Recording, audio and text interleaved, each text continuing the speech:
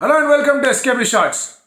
Century veduma, century irukku, super over veduma, super over irukku, super over la tie veduma, second super over irukku. The visual still in my mind laga India versus Afghanistan third T20 international అనేది సాగింది చిన్నస్వామి స్టేడియంలో.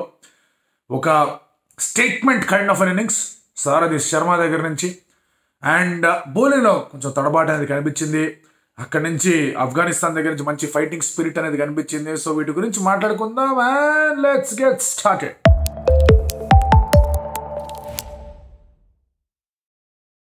Toss గెలిచి batting అన్నాడు. Okay fine, బాగానే ఉంది, చలో start చేద్దాం అనుకుంటున్న టైంలో స్టార్ట్ చేసి చేయంగానే 22 for 4. ఏంది ఇది అనిపించింది. ఇన్ఫ్యాక్ట్ ఇక్కడ మనం మాట్లాడుకోవాల్సింది ఏంటంటే ఒక రకంగా చెప్పాలంటే it is incomplete sense of understanding ఏమైనా ఉండిందా వచ్చిన బ్యాటర్స్ అందరికీ అనిపించింది.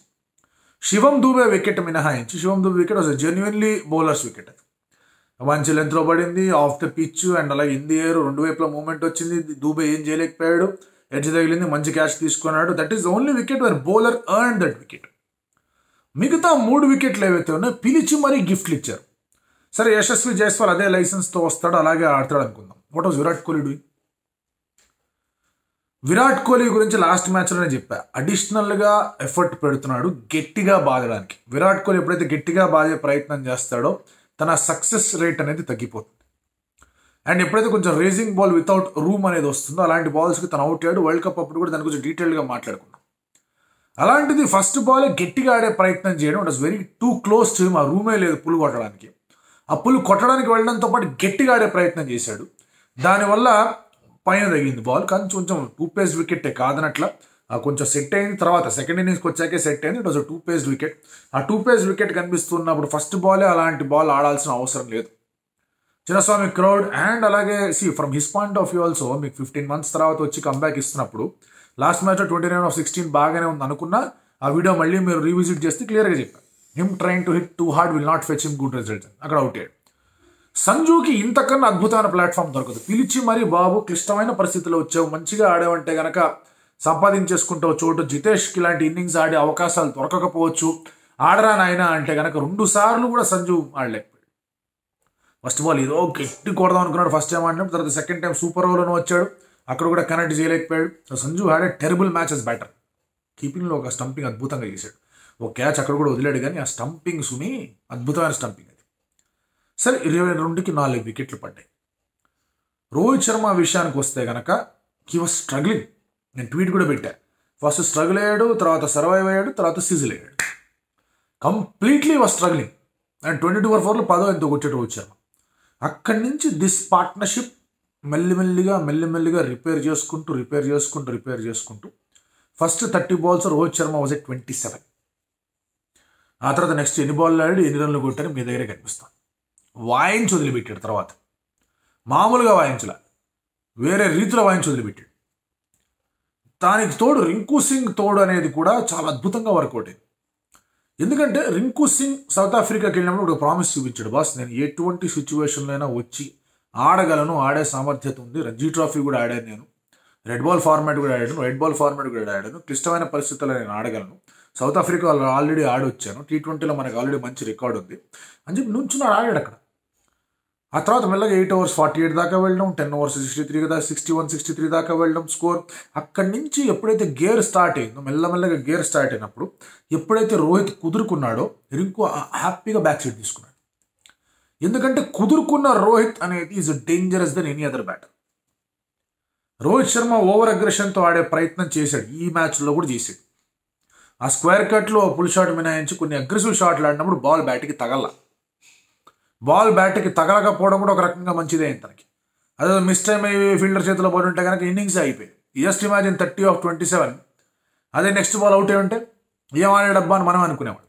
So in a way it was a sign towards him. ఒక సిగ్నల్ అనేది అందింది, బాబు ఇన్ని బాల్స్ ఆడావు, సరే కొన్ని పెద్దగా గట్టిగా ఆడుతుంటే కనెక్ట్ అవ్వట్లేదు, నార్మల్గా ఆడే ప్రయత్నం చేయాలి. ఎందుకంటే స్పిన్నర్ 3-4 సార్లు రివర్స్ స్వీప్ కొట్టే ప్రయత్నం చేశాడు, అది వర్కౌట్ కాల. ఆ తర్వాత ఒక స్లోవర్ బాల్ ముందు పడేసరికి స్విచ్ హిట్ కొట్టాడు, 6కి వెళ్ళి.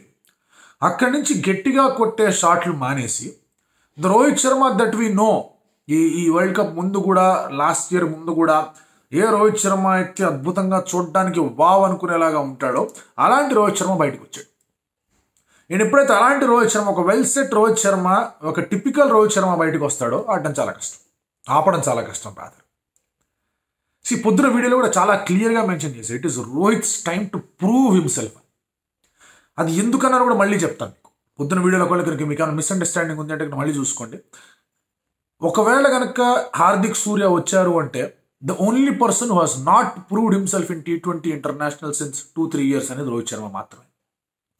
అండ్ వరల్డ్ కప్లో has not had a very good world cup at all. Horrible world cup ఉంది, అందులో ఎటువంటి డౌట్ లేదు. కొంతమంది అప్పుడు అత్యుత్సాహంతో మాట్లాడేయచ్చు, ఈ ఇన్కాన్సిక్వెన్షియల్ మ్యాచ్లో, ఉపయోగం లేని మ్యాచ్లో బయోలాటర్లో కొట్టడం కాదు, వరల్డ్ కప్లో ఎవరు కొట్టారు, వరల్డ్ కప్లో ఏమైంది. వరల్డ్ కప్లో చాలామంది బ్యాటర్స్ కొట్టల. అవసరమైన వరల్డ్ కప్ మ్యాచ్లో చాలామంది బ్యాటర్స్ చేతులు ఎత్తేశారు. అవసరమైన వరల్డ్ కప్ మ్యాచ్లో ఇండియా యాజ్ అ హోల్ సరిగా పర్ఫామ్ చేయాలి. అలాగని అక్కడే కూర్చుంటాం.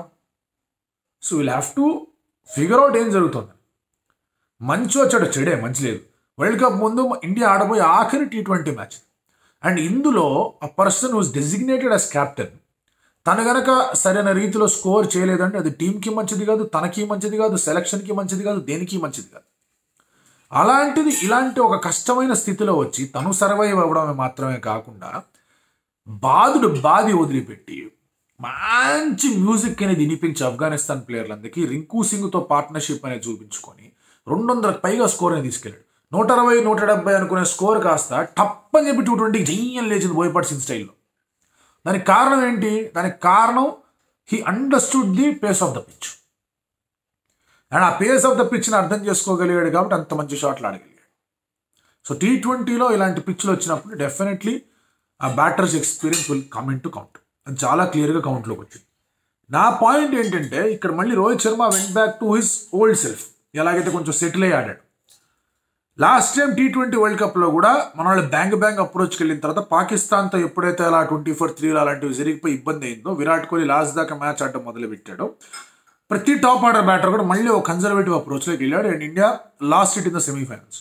ఇప్పుడు ఇక్కడ ఏమవుతుందంటే Rohit Sharma also gets back to that zone. ఎలాగో జైస్వాల్ బాదుతున్నాడు, నేను ఇలా ఆడితే బాగా ఆడగలిగాను, నేను ఇలా ఆడితే నా కోసం కదా టీం కోసం కూడా బెటర్గా రన్ స్కోర్ చేయగలను అంటే ద ఎంటైర్ ప్రిపరేషన్ మళ్ళీ బ్యాక్వర్డ్స్ అవుతుంది.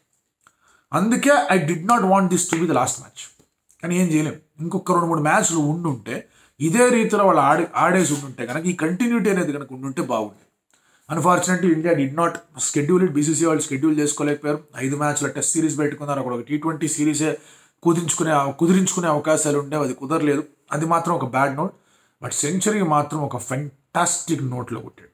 5వ సెంచరీ. T20లో రికార్డ్స్ గురించి పట్టించుకోకూడదు, కాదనట్లేదు, బట్ సెంచరీస్ అరుదుగా వస్తాయి. సూర్య at 4, Rohit Sharma at 5, India నుంచి 9 ఉన్నాయి. అఫ్కోర్స్ KL రాహుల్ నుంచి 2 ఉన్నాయి, విరాట్ కోహ్లీ నుంచి 1 ఉంది. ఇవన్నీ రైనా స్టార్టెడ్ ది టోన్, ఇవన్నీ ఉన్నాయి, కాదనట్లేదు. కానీ బట్ 5 సెంచరీలు కొట్టడం అనేది it's a very good thing. And of course Rinku Singh last ball 3 ball 3 సిక్స్లు కొట్టడం, ఇద్దరు కూడా దాదాపు 175 స్ట్రైక్ రేట్తో ఆడడం. రింకు 4-5 మినిట్లు ఈజీగా ఎక్కేసాడు. షోర్ షాట్ మెంబర్గా ఉన్నాడు. నా with Rohit playing this way ఈ IPL మీద ఫోకస్ పడుతుంది. ఎట్లా ఆడతాడు తన IPLలో T20గా?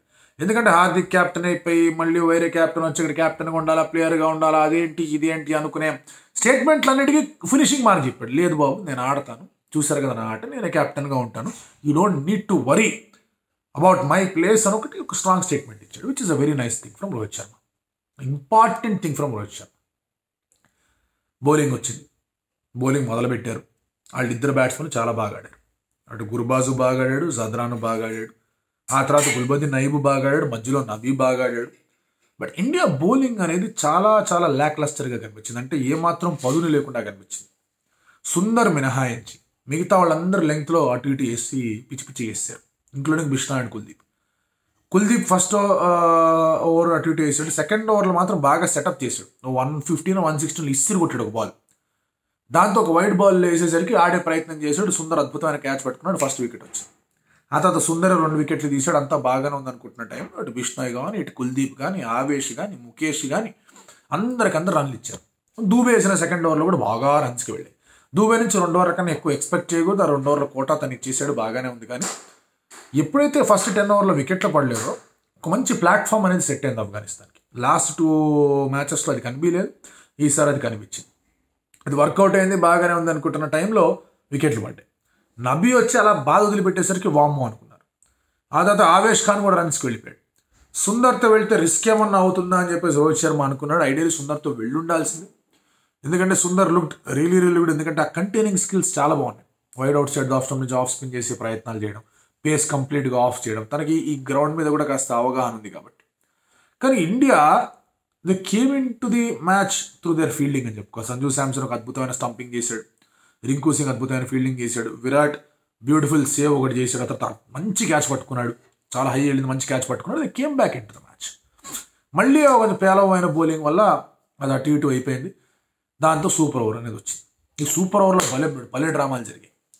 సూపర్ ఓవర్లో గుల్బదీన్ నాయబ్ ఆడించాడు, అప్పటికే తను అలిసిపోయి ఉన్నాడు. ఫస్ట్ విరాట్ కోహ్లీ త్రో వేసాడు, సంజు శాంసన్ పట్టుకున్నాడు, కొట్టాడు, అవుట్ అయిపోయాడు, బాగానే ఉంది.